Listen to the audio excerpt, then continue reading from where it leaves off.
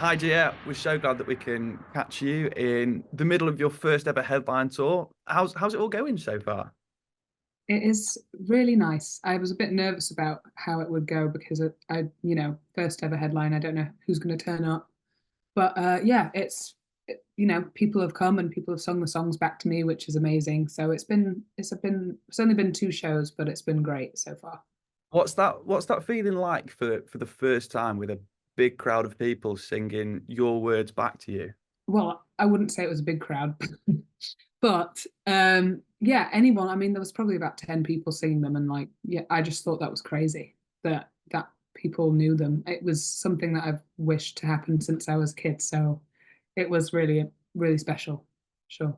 That's brilliant. And how excited are you for your sold out homecoming show in Sheffield next week? Yeah, that would be amazing. It would be so lovely that.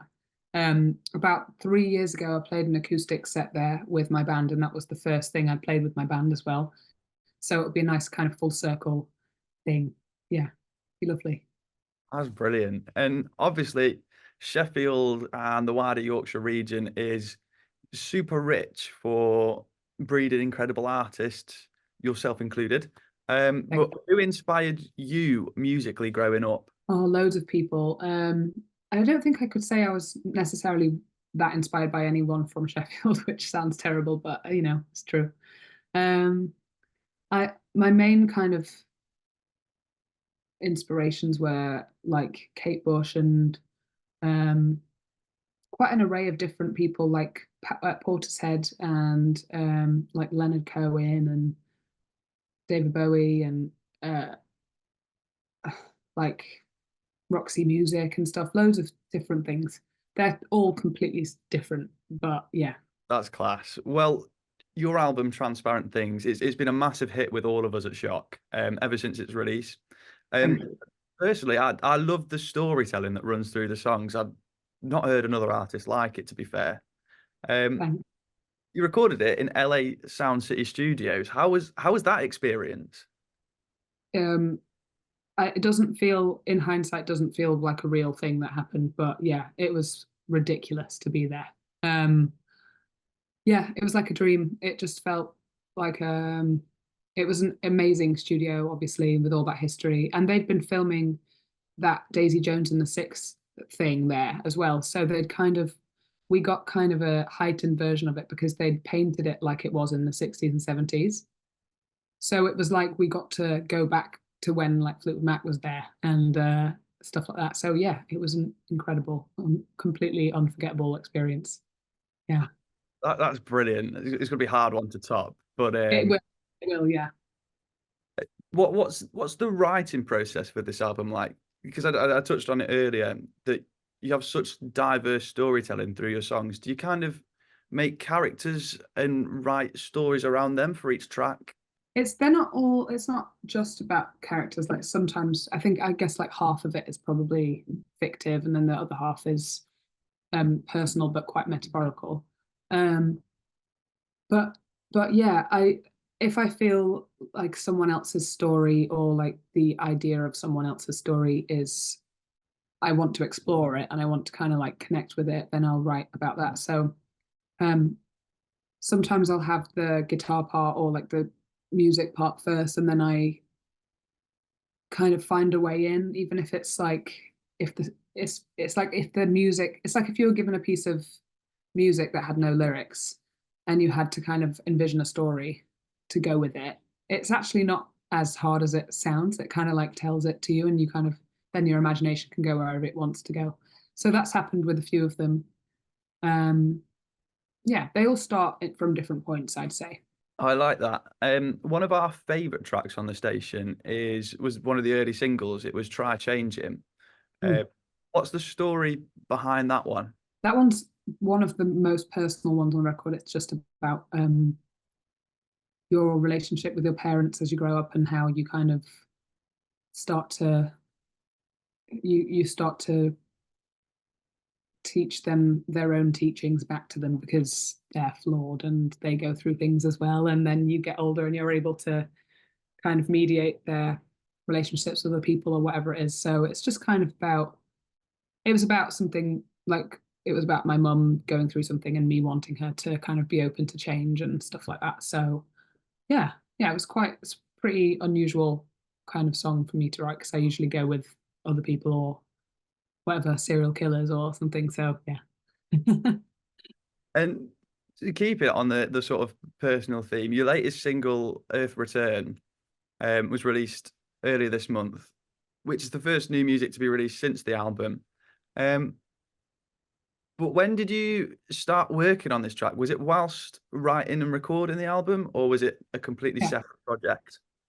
No, that song's actually the last song from the sessions that we did Transparent Things. So we recorded that with the same team. We recorded 12 songs in LA, and that was the one that we left off the record because it just felt like it needed its own thing. It's like its own little jewel. So yeah, it could have been on record, but we wanted it to be 11 songs, and yeah, we left that one off. But it's a nice little thing. It feels quite different from the rest of the album. I'd say it's quite jazzy, and it's got a double bass on it, and it's a bit like Bondy. It's really cool. And I love the concept and the story behind the lyrics and the music in this song.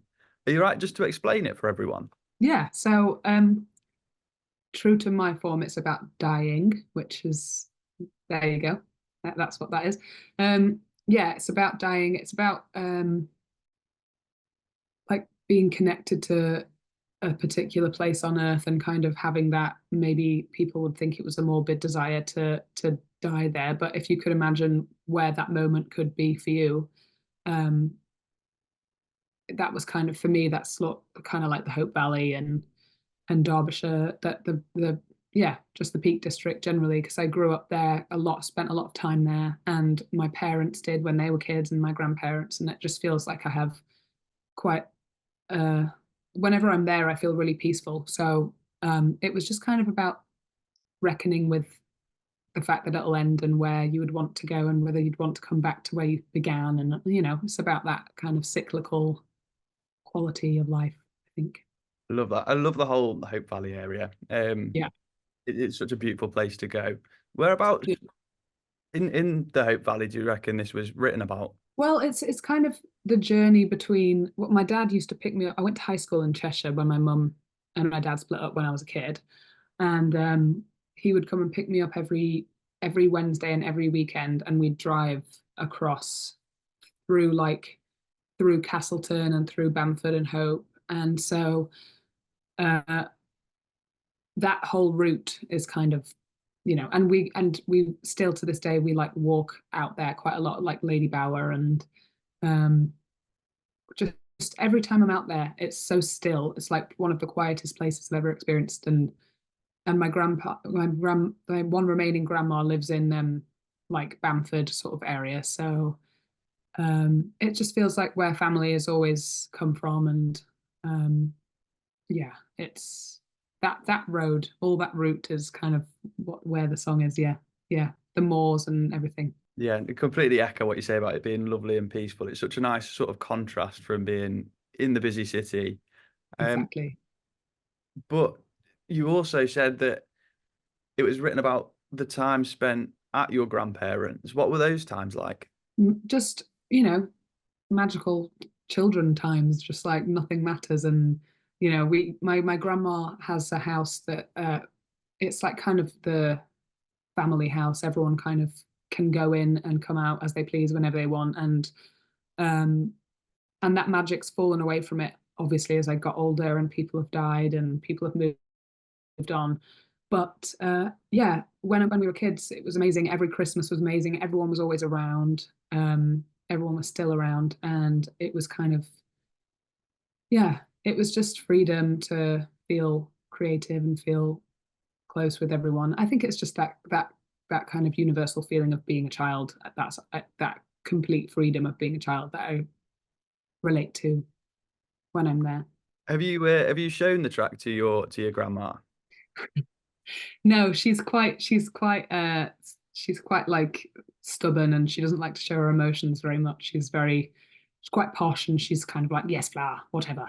But she'd probably say very nice flower or something like that. But I don't know if it would get through to her, but I will. She's got my record pinned on her kitchen board, so we'll see. Oh, that's so sweet. And Yeah. uh, talking about like grandparents that aren't here anymore, and sort of the memories are like put through in this song. Do you feel like you've you'll have made them proud with this track? Yeah, hopefully. I think grandparents are funny, aren't they? Because they're from a different generation. But um, yeah, I initially had three grandparents, and one of the last song on Transparent Things is about my mum's mum, who died in 2021. And I don't know, she I remember she was funny. She was quite mean, but like in a funny way. But she was just trying to like poke fun at you. But she said to me once when I was a teenager, my mum forced me to play a song to her, and she said, "Well, it's fine, but she's not going to make it." So I don't know whether she would have been proud of the song. I'd like to think that she'd like it. But yeah, they're funny. I think they probably would like it, whether they showed it or not. I'll try it next time I'm there. Definitely. You'll have to let us know how it goes. Um, but what is next in the pipeline for Gia Ford post the headline tour? Ooh, not exactly sure. I know that I'm kind of going to go back into writing mode and collection mode and just sort of I've let that album go now into the world and it so I have that freedom to move on to the next stuff more, definitely. And then I think the goal next year is just to keep releasing music and keep playing more and more shows and festivals and just keep the momentum going and just keep promoting the album and yeah, just kind of keep pushing, I think. But hopefully more music, sure.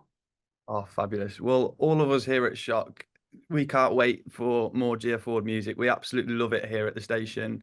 And we just want to wish you all the best with the remainder of the tour. I hope the Sheffield show is as magical as it can be. And we can't wait to keep following your progress over the next year. Well, thank you. Thanks so much for having me. That's very kind.